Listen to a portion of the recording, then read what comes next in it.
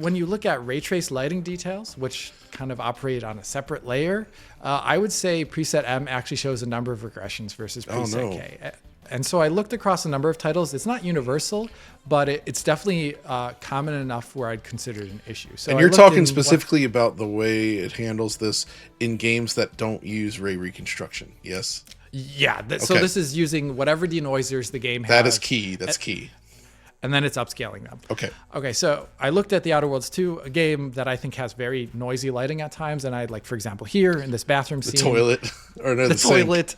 Yes. Honestly, the sink here, it looks bad in both. It does. I didn't see a very big difference. It's very noisy. The ray traced reflection there is very noisy in both 4K DLSS performance mode. It's actually really bad. And diffuse lighting looks much the same in this game. There isn't extra boiling or anything like that. Then I went over to Remedy's Control, one of the first ray trace titles, and it actually doesn't have very complex denoising in general. And here I noticed that surfaces that have like a lot of normal detail on them that are reflective, the preset M would show more noise in them. Preset K already had noise in them, but then there's like more noise now in preset M. Jedi Survivor, on the other hand, is kind of a mixed case. If you look at the reflections in Jedi Survivor on like a body of water, preset K actually resolves them pretty noisily. Preset M now resolves them a lot more stably, which I didn't expect based upon the previous behavior and control. But if you look at ambient occlusion on vegetation, this is something Oliver pointed out with PSSR in his coverage. It resolves them now in like a kind of, not flashing, but they are like constantly sparkling. This looks exactly like the problem that every Unreal Engine 5 game has with PSSR. It actually does. Right? That's exactly the same problem. What the heck? We go to another UE5 game, Silent Hill 2. I wanted to look at another Lumen example here. The super coherent water reflections that you can see in the game's intro in the parking lot. They're stable in both, but if you like, the one thing, YouTube is kind of crunching all the detail here, but in person, let me just say, and I'm showing this with the zoom in, the preset M shows that actually that really one stable reflection like we see in preset K is now actually has like little bits of boiling in it, like pixels popping in and out and moving each frame. Whereas preset K looks like almost like a static image. That's how perfect it is. And once again, looking at the ambient occlusion on vegetation as provided by Lumen, like we're showing here, it's flickering in both. Because I wanted to find an example where I knew it was problematic in the K version, but I would say it's flickering even more now in preset M. This really looks like, it does look like the PS5 version versus the patched version with PSSR implemented. It does. So Ratchet and Clank here, I wanted to show a title that once again has pretty, I would say, primitive denoising. Train moving here in both, where I'm using the high version of the reflections. Those are the checkerboarded ones they use on PS5. And you'll see there's a lot more noise when the train moves versus preset K in preset M. You can see that. I think it's pretty easy to show in this zoomed in footage. If you look at the ground, even when the camera is not moving and the object isn't moving, you'll just see like a generic boiling kind of in the inner surface detail of that reflection.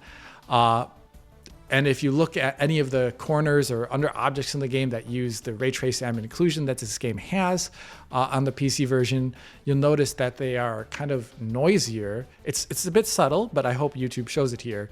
They are a bit noisier with preset M. It's like moving all the time, versus a much more stable look with preset K. And now the one thing that I think is funny about this is that you can see that the ray traced effects are noisier now. But if you look at the ground in the same shots, like the ground in this game for some reason is like totally broken. I don't know why. It's broken across all the image upscalers, even their own IGTI, and for some reason DLSS 4.5 does that a lot better than preset K. That looks a lot better. Wow, I've never seen it like that. Yeah, so you can see that it does like rasterize geo well in their edges, but the inside, like the internal detail that's brought about by stuff like ray tracing, it looks worse, I would say, in preset M. And I went through a couple other titles. Crysis 3 Remastered, I was just curious, like that game uses strange ray tracing. It's like slightly noisier in preset M. And then I looked finally at Cyberpunk 2077 with ray tracing and specifically looking at the reflections. And you can kind of see what's going on here, I think, really well. That with preset K, it's kind of a bit muddled and fuzzy, the reflection that's showing there, but it is, rather constant frame to frame. Maybe there's a little bit of ghosting with the camera bobbing, but with preset M, you can see that like the hard, like aliased pixel edges inside the reflection, and it has a lot more like noise from frame to frame. It looks less stable as a result, I would say, to the eye.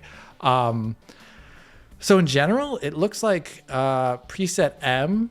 It's not across every single title. There were some deviations as I showed here, but I would say in general, its handling of ray tracing noise is less elegant than preset K, and it's really hard to know if it's showing the denoising step more that is happening beforehand, or if it's denoising less than before, or if this is something where it's just not lining up anymore.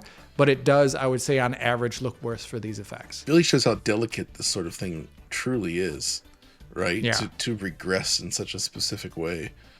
Hopefully they can address that. But yeah, that's not the. There's actually a couple of other things I wanted to ask about this, because I mentioned the sharpening earlier, but I also noticed in a couple of these shots there seemed to be a slight difference in brightness. Yeah. What's going on there? The way it interacts with tone mapping is slightly different now. The auto exposure function in DLSS is turned on per default when you force model preset M in any game. And in some games, this doesn't really affect anything in terms of image brightness or anything like that. But in some titles, it does have a slight effect. Like in Horizon Forbidden West, I think if you look at these two images side by side, one is arguably slightly less saturated than the other, I would argue. And I think the preset K looks a little bit more saturated than preset M. And if you look in the Outer Worlds 2, if you look at the stars, you can kind of see that with preset M, the stars are, they're not brighter, but like the punctual part of the star gets like a little bit like a whiter color than like kind of an over averaged grayer color in the preset K. So that's the difference between them too. In some titles, you'll see that some aspects of lighting approach white more than some less white color, to say the least, is the way I would describe it. It didn't happen universally across all the titles here, but it could be noticeable at times. And this is due to the auto exposure function, I believe. I don't know. That's weird. I need to see more of that myself. But the thing that stood out to me in a lot of these comparisons, actually, and I've heard other people complain about this as well, and it's this sharpness. So now this has been a problem that's been kind of off and on throughout the history of DLSS, where sometimes you get this over sharpened look. I feel like it was that way very early on, and then I feel like we saw this again during the DLSS 3 era, and then 4 comes along and mostly cleans that up, and now it feels like I'm seeing this artificial sharpening return. So like, what the heck is going on? How many games did you see this in, and is there any way to fix it? So I think this is a dependent on title thing, and I think it isn't universal behavior of this new 4.5 model. And the reason why I say that is because you can find examples where it is the opposite, technically, where it doesn't look nearly as sharp on certain screen elements. But to say the least, I just want to say that, for example, we look here, what sharpness is correct is a question in its own right. And this is why I bring in KCD2, because I did the games SMAA2TX versus the preset K versus preset M, and then versus hardcore super sampling, which can either run at 60 FPS or 5 FPS, depending on how much you super sample the game. And, there you can see that the preset M, for example, next to SMMA2TX, it is sharper than the 4K native presentation with TAA. But if you compare it to SSAA, that is a lot sharper than both of them, like quite a great deal sharper. And I just wanted to, the reason why I want to show this example here is to show that the level of sharpness doesn't imply correctness necessarily always. Because the higher, sometimes the more super sampling you get, the sharper an image gets. Or as we can see here, between 4 times SSAA and 16 times SSAA, actually 16 times SSAA is less sharp, but it has better anti-aliasing. It's just a funny, it's a sliding curve, and it's one isn't objectively better than the other necessarily always in terms of sharpness. Now, that's just to complicate the sharpness question in general. I just want to say, just because something's sharper doesn't mean it's better or worse. Yeah. It's just for me, it's really just the ringing artifacts that occur where sharpness, artificial sharpness is added, right? Yeah. So now this comes into the second part, where some games appear to have a default sharpness pre-anti-aliasing that may be on in a number of titles per default and may not be able to turned off at all, is one thing I've found. So if you look at Spider-Man, for example, when you boot that game up, it actually defaults to having a sharpening slider set up that you have to turn down. And it is not related to any sort of specific TAA sharpening. The game just has sharpness on by default that does this on console, and it does this on PC. But if you put both of those together next to each other, you can see that preset model M by default with this sharpening slider up looks really atrocious. It looks really like ringed and ugly.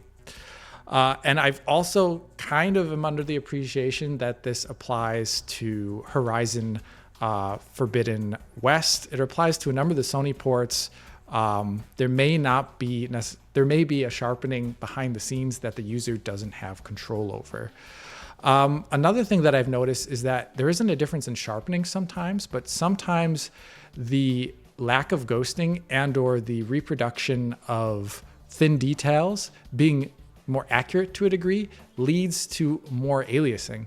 And a good example of this can be seen in Silent Hill 2. But basically the trees in the background moving here, if you were to stop the image and you look at the trees in preset K, you'd see that the thin features are kind of, they're both like an average color of the sky behind it and the color of the branches themselves. So it's like a gray tone, a median tone. It's basically like semi-transparent almost looking.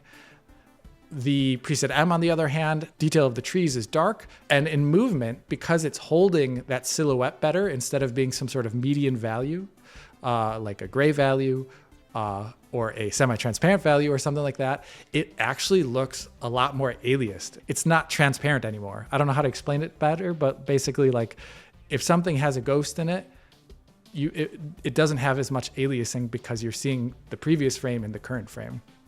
That's why motion blur works. But that's one thing you can see in preset M in a couple of titles. I also think it's happening in Horizon Forbidden West, where if you look at some vegetation moving, you'll see that it has more aliasing in motion sometimes. The thin feature details of that presentation. It is a per title thing, it appears, which isn't great because you want just universally better things across the board. But it's also like I said earlier, like you see more aliasing in the trees in Silent Hill 2, but then you go over to KCD2 and the trees have less aliasing with preset. KCD2, by the way, the foliage just looks awesome in that game. I really can't get over it. I actually started playing that over the holidays, and it's beautiful. I mean, CryEngine foliage, that's what it does, but still. Yeah, it's really excellent, and that is one of the areas where preset M shines. So altogether, there's a lot of positive aspects, and there's also some negative ones, which I hope can be iterated on, kind of like when we looked at any other one of these DLSS things. We hope that iteration in the future can increase the quality. The question then becomes, like, is it worth the performance cost, right? Right, so what do we got here? It looks like I'm looking at your performance testing here, and it does seem to be heavier, but how much heavier seems to be dependent heavily upon the graphics card you're using. Yeah, so here's the game. Here I'm looking at Cyberpunk 2077 4K DLSS performance mode, just the rasterization settings on between 3 different GPUs. And here you'll see that if you have the percentages with the RTX 3070 as a base versus the RTX 4060 Ti and the RTX 5060, you'll see that the RTX 3070 running preset K has the highest level of performance when set as the base. It's like 100%. The 4060 Ti is around 86.3% performance of that. And the 5060 is roughly the same performance as the 3070, just a bit below. It's like 99.4% of the 3070. That's running with preset K.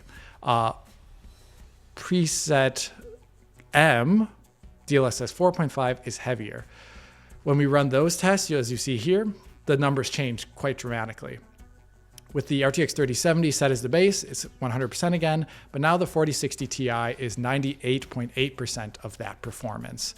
And the RTX 5060 is 116% of that performance.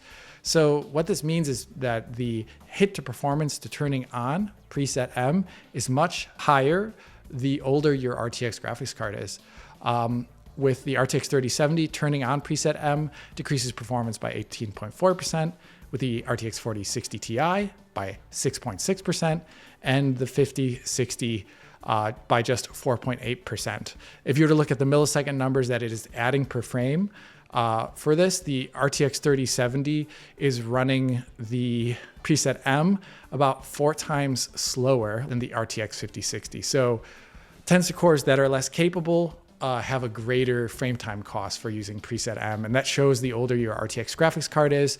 So turning it on is a lot cheaper on a modern RTX like Blackwell or Ada Lovelace card, but it's a lot more expensive on an Ampere and presumably Turing card. So whether you want to use it is actually a lot more up to if you think the image quality benefits or losses are worth it. And at the moment, I would say on like a Blackwell card or an Ada Lovelace card, I would say you should end up using it in a game that doesn't have any ray tracing. Use it. But if a game has ray tracing, I would say maybe do some back and forths for yourself at the moment to see if the added noise that could potentially be there is worth the slightly higher cost, like depending upon what image quality benefits you like. I think that is not such a great end statement regarding DLSS 4.5, because it would be great if I could just sit here and talk about only the positives over and over again, but there are some regressions here, and that makes choosing it more of an individual title per title question. Yeah, I mean, that seems to be the case, and thankfully you can choose, which is key. They do not eliminate prior versions with these updates, but you're right, it's the results are definitely mixed, and it seems like something you kind of got to fiddle with on your own to determine whether you like the results or not, whether there's ray tracing included or not, that sort of thing. But that's a lot of good information. Yeah, and another thing, like once again, at the end here, you have control over it in the Nvidia app. The new recommended setting is pretty interesting because it turns on preset M when you just have DLSS performance mode on, but then uses K when you use balanced or quality mode, and then switches to L, which I didn't even talk about in this video, when you use ultra performance mode. So Nvidia is offering like some new ways to use DLSS along with just blankly supporting it across any title you really want. And if it doesn't work on an individual title basis, you can always just go to the global control panel area of the Nvidia app and force it there globally. For some reason, the individual profile didn't work. I found that happening in like older games when I forced it in something like Crysis 3 Remastered.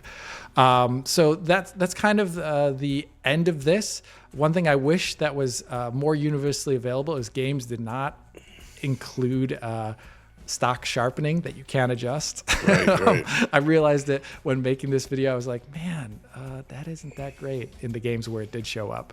So if you find preset M being a bit too sharp for your liking, definitely try and make sure like the title has the ability to turn off sharpening.